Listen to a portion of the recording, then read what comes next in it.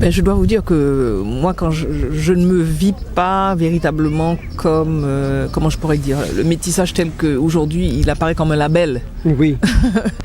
de marketing, mais moi je sais, je suis au carrefour de plusieurs souffles. Quand on prend la religion vaudou, qui est à la fois un mélange de syncrétisme du catholicisme et des rites africains, il y a des survivances françaises qui sont évidentes aussi, il y a des survivances indiennes qui là aussi existent dans la nourriture, certains rites tels que les raras, le carnaval rural. Donc je sais effectivement que je suis le produit de tout ça.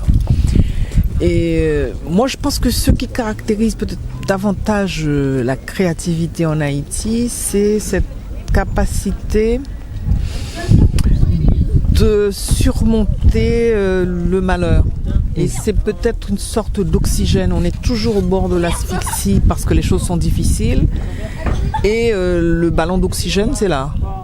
La créativité populaire, la créativité de toutes les couches de la société et la créativité jusqu'à la musique classique. On a des compositeurs de musique classique comme nous avons des gens qui font de l'improvisation et de très belles choses à partir de la culture vaudou. Et il faut tout prendre, moi. Je pense que, voilà, je suis de ceux qui pensent qu'il faut tout prendre parce que c'est une richesse exceptionnelle.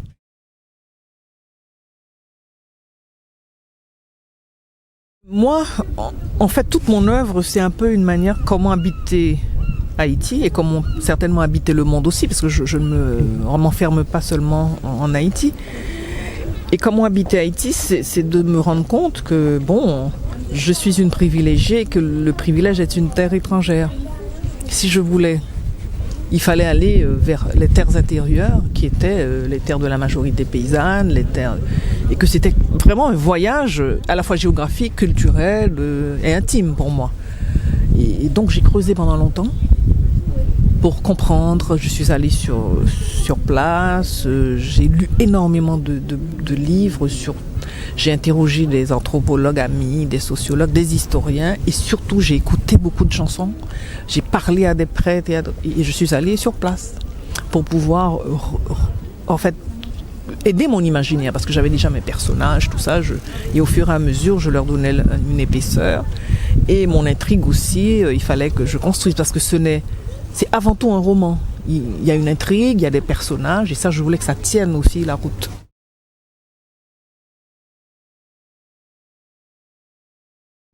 Je n'ai pas signé le manifeste parce que bon, à l'époque on m'en avait pas proposé et puis bon, moi je fais ma littérature, j'espère qu'elle a une littérature monde d'emblée.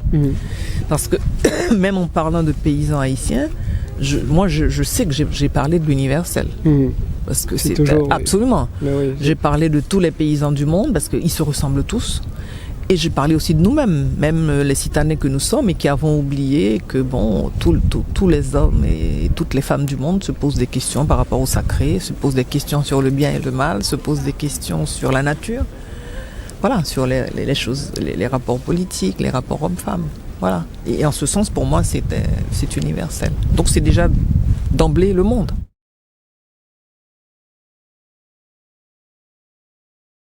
Justement, c'est que bon, la diversité, elle est en marche avant les conventions. Et je pense que les gens, la population est déjà en avance, et la littérature aussi. Donc, en ce sens, je pense qu'au contraire, ceux qui légifèrent devraient un petit peu peut-être lire davantage. Ils verraient qu'on est déjà, nous, dans une diversité depuis longtemps. Mais c'est une bonne chose que ça puisse exister ou aider au rapprochement des gens. C'est pas évident. Non, c'est pas évident. Pas évident. Plus ça va, plus on se rend compte qu'il y a beaucoup de malentendus, beaucoup de... Ouais.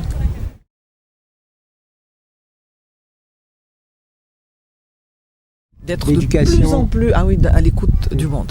Je crois que là, vraiment, la littérature a une capacité immense. Parce que moi-même, en écrivant sur les paysans haïtiens, je me disais au bout d'un moment, mon Dieu, tu vas trop loin, est-ce que les gens vont comprendre ? Et puis finalement, ça leur a parlé.